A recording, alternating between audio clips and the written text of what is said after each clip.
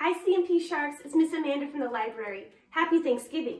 Today we're going to read a book about a family who's forgotten the real purpose of Thanksgiving in The Berenstain Bears and the Prize Pumpkin.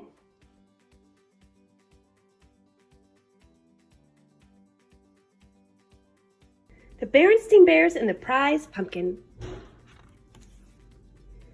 First prize, second prize, third prize, or none. At Thanksgiving time, more than a contest is won.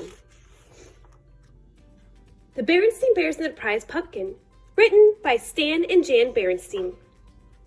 Pumpkins are just like everything else in nature, said Papa Bear as he and the cubs finished weeding the pumpkin patch. No two of them are exactly alike. That's for sure, agreed Brother Bear. Look at the funny flat one, and that lumpy one over there. Then there was the giant, which is what Papa had named the one that seemed to be getting bigger and bigger. Why is that no two things are exactly alike? Asked Sister Bear. It's just the way nature is, answered Papa. Time to wash up for supper, called Mama Bear from the treehouse steps.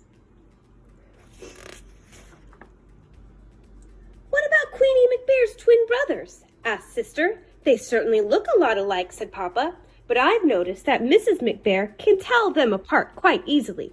In you go, said Mama, shooing her family into the house. But Sister didn't go right in. She stood on the stoop for a moment and looked out over Bear Country. It was well into fall, so the days were getting shorter. Halloween had come and gone. Pretty soon the Bears would start thinking about Christmas. But right now, Bear Country was aglow with the setting sun. Farmer Ben's well-kept farm looked especially fine, with its bale hay, corn stalks, and pumpkins casting long shadows. I guess nature's pretty amazing, Sister said, as she looked out over the beautiful scene. It's the most amazing thing there is, said Mama. Come on now, in you go. Farmer Ben's farm sure looks beautiful in the setting sun, said Sister as the family sat down to supper. Humph, said Papa grumpily. Farmer Ben's not such a much.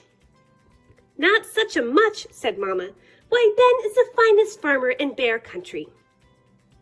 And besides, he's one of your best friends. That may be so, said Papa, but earlier today he came by and said, Nice little pumpkin patch you've got there, Papa. What he said is true, said Mama, especially compared to his fields and fields of pumpkins.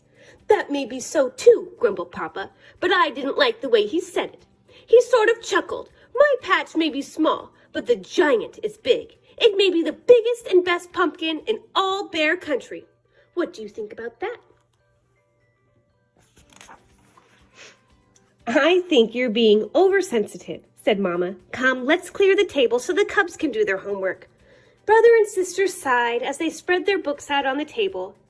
What's that all about? Asked Papa. Oh, I was just thinking, said Brother. With Halloween over and Christmas almost 2 months away, there's nothing to look forward to. That's right, said Sister. Nothing except lots of homework. Oh, is that so? Protested Mama Bear. It just so happens that there's something very important to look forward to. A very special holiday called Thanksgiving. That's when we all give thanks for all the wonderful— Your Mama's absolutely right, interrupted Papa. He pointed to a notice in the evening paper. It said, Don't forget this year's Thanksgiving festival. Entry blanks for the big pumpkin contest available at City Hall. Thanksgiving's a very important holiday, especially this year, because we're going to enter the giant in the pumpkin contest and beat the pants off Farmer Ben. But Papa, he's a professional, said Brother. He's won the contest 10 years in a row. All the more reason to teach him a lesson. Come on, let's go out and check up on the next heavyweight pumpkin champion of Bear Country, he said. Now it was Mama's turn to sigh. Thanksgiving was about giving thanks, not beating the pants off of Farmer Ben. Isn't it a beauty? Papa said after they admired the giant. Across the road they could see a field of Ben's pumpkins. There were lots of fine ones, but none that measured up to the giant. There's homework to be done, called Mama Bear from the house. As they left the cubs, asked Papa, Aren't you coming in? Nope, he said. I'm going to stay out here a little while and watch the giant grow. And grow it did. It grew bigger, rounder, and oranger every day. When Papa and the Cubs went to City Hall to get the entry blank for the contest, they saw the place where the winning pumpkin would go on display. "We can't lose," said Papa. In their mind's eye, they could see their pumpkin in the place of honor. Mama tried to remind them what Thanksgiving was really about, but every time she did, Papa would interrupt. "You'll have to excuse me, my dear," he'd say. "It's time to water the giant." He not only watered it on a regular schedule and gave it special plant food, he also covered it with a blanket at night and tucked it in against the cold.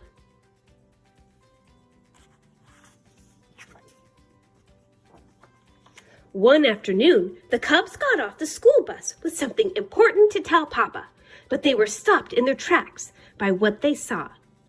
He was talking to the giant.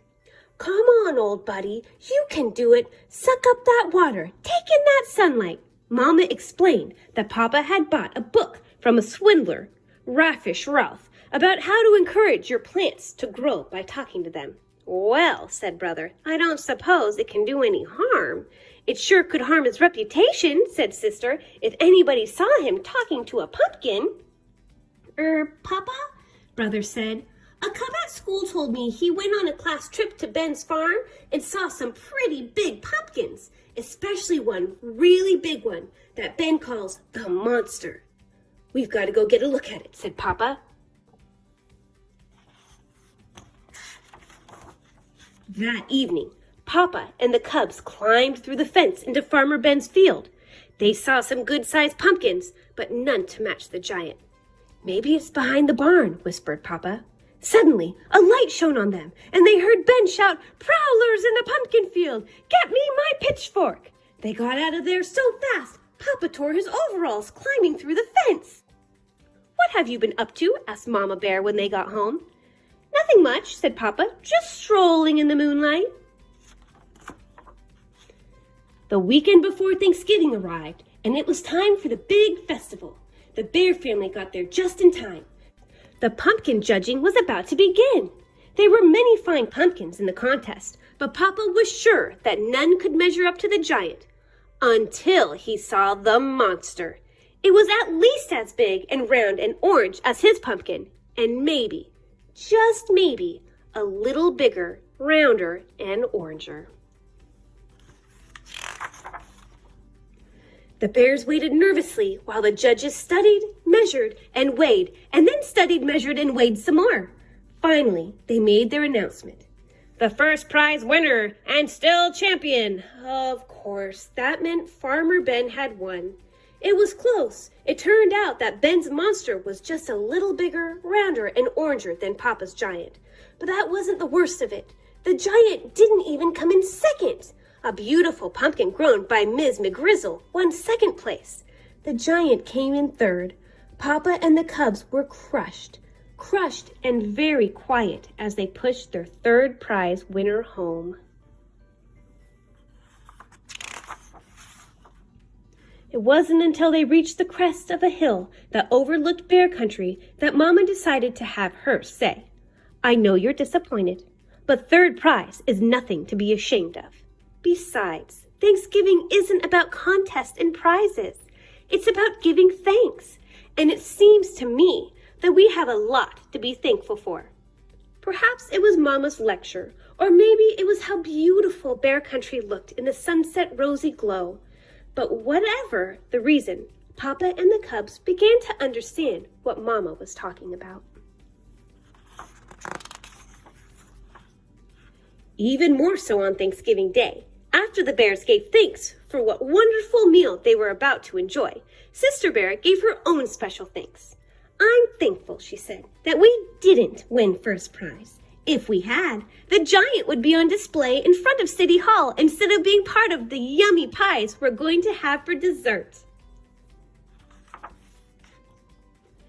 As the laughter faded and the Bears thought about the blessings of family, home, friends, and neighbors, they knew deep in their hearts that there was no question about it. Indeed, they did have a great deal to be thankful for.